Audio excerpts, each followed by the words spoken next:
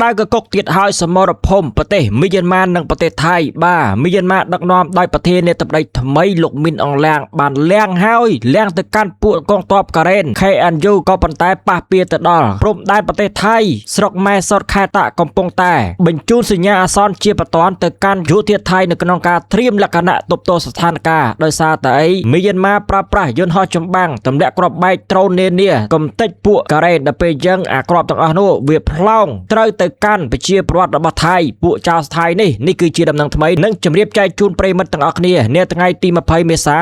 2026នេះសមរភូមិព្រំដែនមីយ៉ាន់ម៉ាឡើងកម្ដៅដល់ចំណុចពុះកញ្ជ្រោលហើយគឺកងទ័ពថៃត្រៀមលក្ខណៈក្នុងស្ថានភាពអាសន្នប្រកាសអាសន្នគណៈច្រោះរបៀងសេដ្ឋកិច្ចត្រូវបានបិទគប់ទាំងស្រុងនៅពេលនេះកងទ័ពរដ្ឋាភិបាលមីយ៉ាន់ម៉ាបានបើកប្រតិបត្តិការវាយលុកត្រង់ទ្រេធំសម្រុកយកឈ្នះទៅលើកងទ័ពឧទាមការ៉េន KNU នៅព្រឹកថ្ងៃច័ន្ទនេះទី20មេសា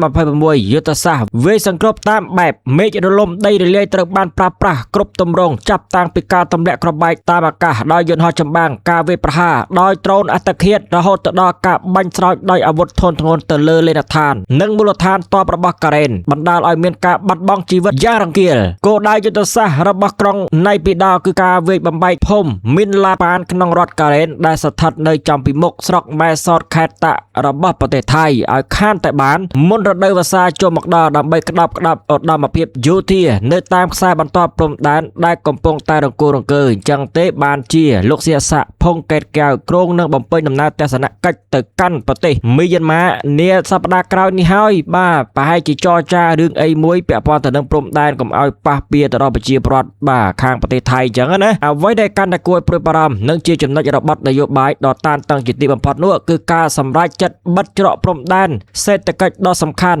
ម៉ែសតមយ៉ាវ៉ាឌីនៅស្ពានមិត្តភាពលេខ2ពីសំណាក់ភាគីប្រទេសមីយ៉ាន់ម៉ាដែលនេះមិនត្រឹមតែជាការរារាំងលំហូរទំនិញពីប្រទេសថៃប៉ុណ្ណោះនោះទេប៉ុន្តែគឺជាការផ្ញើសារព្រមានដ៏ខ្លាំងក្លាមួយទៅកាន់ទីក្រុងបាងកកកុំចេះតែហ៊ានកុំចេះតែប្រហើនមីយ៉ាន់ម៉ាបានចោទប្រកាន់ដោយចំថាកងទ័ពថៃនេះគឺជាអ្នកនៅពីក្រោយខ្នងដែលផ្ដល់ការឧបត្ថម្ភនិងទំនុកបម្រុងដល់ក្រុមឧទាមការ៉េនក្នុងគោលបំណងបង្កអស្ថិរភាពដល់រដ្ឋាភិបាលប្រទេសមីយ៉ាន់ម៉ានេះឯងបាទក្រោមការដឹកនាំរបស់ប្រធានាធិបតីលោកមីនអងឡាងហ្នឹងហើយចេញពីមេទ័ពយោធាឬក៏គេថាពួកជន់តាហ្នឹងទៅជាប្រធានាធិបតីថ្មីរបស់មីយ៉ាន់ម៉ាការចោទប្រកាន់នេះបានធ្វើឲ្យទំនាក់ទំនងការទូតរវាងប្រទេសជិតខាងទាំងពីរធ្លាក់ចុះដល់ចំណុច0ខណៈដែលកងទ័ពថៃឈរជើងនៅតាមព្រំដែនបានបង្កើនការប្រុងប្រយ័ត្នខ្ពស់ជាទីបំផុតកាន់អាវុធជាប់នឹងដៃរងចាំតែបទបញ្ជាដើម្បីឆ្លើយតបទៅនឹងស្ថានភាពដែលអាចផ្ទុះឡើងគ្រប់វិនាទីតាមរយៈការវិភាគស៊ីជម្រៅយុទ្ធនាការយោធារបស់មីយ៉ាន់ម៉ានាពេលនេះមិនមែនគ្រាន់តែជាការបោះសម្អាតក្រុមឧទាមក្នុងស្រុកនោះទេប៉ុន្តែវាគឺជាការប្រើប្រាស់សន្លឹកបៀសេដ្ឋកិច្ចធ្វើជាអាវុធនយោបាយដើម្បីដាក់សម្ពាធឲ្យថៃប្រឈប់ការលុកដៃក្នុងការជួយផ្ទៃក្នុងរបស់ខ្លួនបាទអញ្ចឹងទេគឺជាការប្រមានមួយទៅកាន់យោធាថៃកុំលុកដៃជួយពួកទ័ពការ៉េននោះបាទពួកការ៉េននោះការបិទច្រកព្រំដែនដ៏សំខាន់នេះនឹងបង្កជាផលប៉ះពាល់ខ្សែសង្វាក់ផ្គត់ផ្គង់យ៉ាងធ្ងន់ធ្ងរសម្រាប់ពាណិជ្ជកម្មឆ្លងដែនដែលអាចធ្វើឲ្យខាតបង់ថវិការាប់លានដុល្លារក្នុងមួយថ្ងៃក្នុងខណៈដែលអណ្ដាតភ្លើងសង្គ្រាមកំពុងតែឆាបឆេះយ៉ាងសន្ធោសន្ធៅនៅមាត់ច្រកព្រំដែនពិភពលោកកំពុងតែតាមដានមើលយ៉ាងយកចិត្តទុកដាក់ថាតើកងទ័ពថៃនឹងជ្រើសរើសផ្លូវបែបណាដើម្បីការពារអធិបតេយ្យភាពរបស់ខ្លួនហើយតើសង្គ្រាមស៊ីវិលនៅមីយ៉ាន់ម៉ានឹងរាលដាលคล้ายជាចំនួនតំបន់ដែរទេនេះគឺជាដំណឹងបន្ថែមតើថៃនឹងហ៊ានទេតតាំងវាយជាមួយប្រទេសភូមាដែលប្រជាប្រដ្ឋរបស់ខ្លួនត្រូវគ្រាប់តាមរយៈការទម្លាក់គ្រាប់បែកដល់ពេលអញ្ចឹងវាប្លង់ត្រូវភូមិឋានរបស់ប្រទេសថៃនឹងឯងក៏ប៉ុន្តែលោកសៀស័កភុងកេតកែវក្រុងនឹងបំពេញដំណើរទស្សនកិច្ចទៅកាន់ប្រទេសមីយ៉ាន់ម៉ាសប្តាហ៍ក្រោយនេះហើយតើចរចានិយាយរឿងអីដែរដែលនេះគឺជាការប្រមានមួយទៅកាន់យោធាថៃកុំចេះលុកដៃជួយផ្ដល់ការឧបត្ថម្ភនានាទៅកាន់ពួកការ៉េនឥឡូវនេះលោកដូណាល់ត្រាំចេញសារប្រមានធ្ងន់ធ្ងរទៅកាន់ប្រទេសអ៊ីរ៉ង់បើសិនជាកិច្ចចរចាបរាជ័យនោះហេដ្ឋារចនាសម្ព័ន្ធរោងចក្រអគ្គិសនីនានានឹងត្រូវអាមេរិកកំទេចហើយនេះគឺជាសារប្រមានចុងក្រោយរបស់ប្រធានាធិបតីដូណាល់ J. ត្រាំហើយអាមេរិកក៏បានរឹបអូសនាវាអ៊ីរ៉ង់កណ្ដាលសមុទ្រផងដែរនេះគឺជាដំណឹងព្រឹត្តិការណ៍ក្តៅមួយនាថ្ងៃទី20មេសា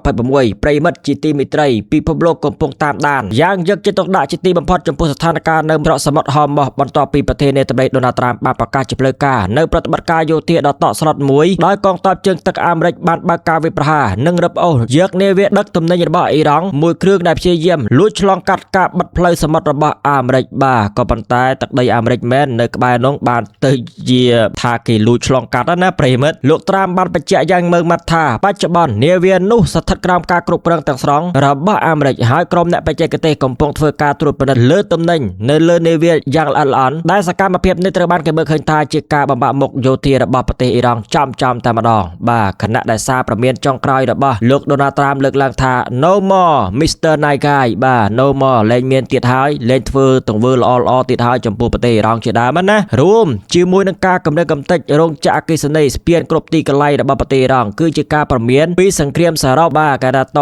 តាវសង្គ្រាមទាំងមូលប្រសិនបើកិច្ចព្រមព្រៀងសន្តិភាពមិនអាចកើតឡើងបានទេនោះដោយសារតែឥឡូវនេះអាមេរិកបញ្ជូនមន្ត្រីជាន់ខ្ពស់របស់ខ្លួនទៅកាន់ប្រទេសប៉ាគីស្ថានដើម្បីសម្របសម្រួលឲ្យមានចរចាបាទបត់ជបាញ់អញ្ចឹងទៅក៏ប៉ុន្តែគួរតែកលេចមើលប្រទេសអ៊ីស្រាអែលផងបើសិនជាចង់ឲ្យមានបត់ជបាញ់ឬក៏ចរចាប្រព្រឹត្តទៅដោយរលូនណានេះគឺជាការលើកឡើងរបស់លោកโจកេនគឺរដ្ឋបិទប្រទេសអ៊ីស្រាអែលនេះតែម្ដងការបញ្ជូនអនុប្រធាននៃតំណែង JD Vance និងកូនប្រសាររបស់លោកនិងលោក Steve Witkoff ទៅកាន់ប្រទេសប៉ាគីស្ថាននៅថ្ងៃច័ន្ទនេះបង្ហាញពីសារសំខាន់នៃកិច្ចចរចាជុំថ្មីប៉ាគីស្ថានអាចនឹងដើរតួជាអ្នកសម្របសម្រួលឬជាទីតាំងអព្យាក្រឹតសម្រាប់ការជំនួបសម្ងាត់ទោះជាយ៉ាងណាភាពមិនច្បាស់លាស់របស់ប្រទេសអ៊ីរ៉ង់ក្នុងការចូលរួមបង្ហាញថាទីក្រុងតេហ៍រ៉ង់កំពុងស្ថិតក្នុងស្ថានភាពតច្រកនិងពិបាកសម្រេចចិត្តបច្ចុប្បន្ននេះអ៊ីរ៉ង់មិនទាន់ហើបមាត់នៅក្នុងការទៅចរចាជាមួយសហរដ្ឋអាមេរិកទេដោយលើកឡើងថាការទាមទាររបស់សហរដ្ឋអាមេរិកនឹងវាច្រើនពេកខ្លាំងពេកអតិបរមានិយមណានេះគឺជាការលើកឡើងរបស់ប្រទេសអ៊ីរ៉ង់ឥឡូវនេះស្ថានភាពក្តៅទៀតហើយប្រិមិត្តជាទីមេត្រីបន្ទាប់ពីអាមេរិក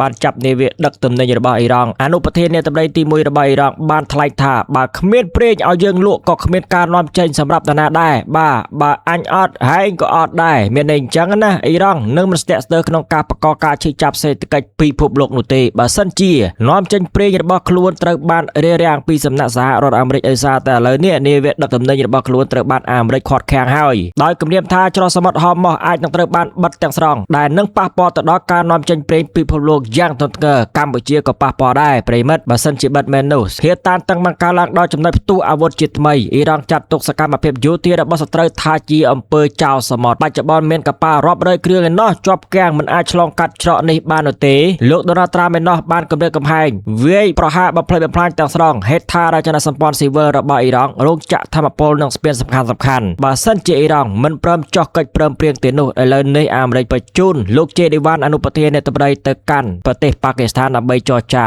ក៏ប៉ុន្តែអ៊ីរ៉ង់ថា No ក៏ប៉ុន្តែការគម្រាមកំហែងរបស់លោកដូណាល់ត្រាំនេះគឺជាការគម្រាមកំហែងត្រូវបានគេរិះគន់ថាជាឧក្រិដ្ឋកម្មសង្គ្រាមសេតវិមានបានចាត់លោក JD Vance អនុប្រធាននៃតំណែងឲ្យទៅដឹកនាំក្រុមចរចានៅអ៊ីស្លាមាបាតប្រទេសប៉ាគីស្ថានដើម្បីជួបតំណាងអ៊ីរ៉ង់ជុំទី2អ៊ីរ៉ង់ឯណោះវិញបានបដិសេធភ្លាមថាខ្លួនមិនបានយល់ព្រមលើកិច្ចពិភាក្សាណាមួយនោះទេអញ្ចឹងទេបញ្ជូនទៅតែឯងហ្នឹងបើអ៊ីរ៉ង់គេអត់ព្រមផងប្រិមិត្តតែពេលអ៊ីរ៉ង់អញ្ចឹងបានជាអាមេរិកចាប់នាវាដឹកទំនិញរបស់ប្រទេសអ៊ីរ៉ង់ភាពមិនស៊ីសង្វាក់គ្នានិងកង្វះទំនុកចិត្តរវាងវ៉ាស៊ីនតោននិងទីក្រុងតេហ៍រ៉ង់កំពុងធ្វើឲ្យតំបន់មជ្ឈមពាខិតជិតទៅរឹកចំនួនទ្រង់ទ្រាយធំយកទៅមែនតែនហើយសេដ្ឋកិច្ចពិភពលោកនិងសន្តិសុខសកលកំពុងព្យួរនៅលើសរសៃកដោយច្រកសមុទ្រហមម៉ោះកំពុងតែត្រូវបានបិទដោយអាមេរិកបានវាយប្រហារនាវាដឹកទំនិញរបស់អ៊ីរ៉ង់ហើយចាប់នាវានោះជាការឆ្លើយតបទៅវិញអ៊ីរ៉ង់ថាបើអញរងគ្រោះផ្សេងទៀតក៏រងគ្រោះដែរនេះគឺជាសារមួយរបស់អ៊ីរ៉ង់ផ្ញើទៅកាន់ពិភពលោក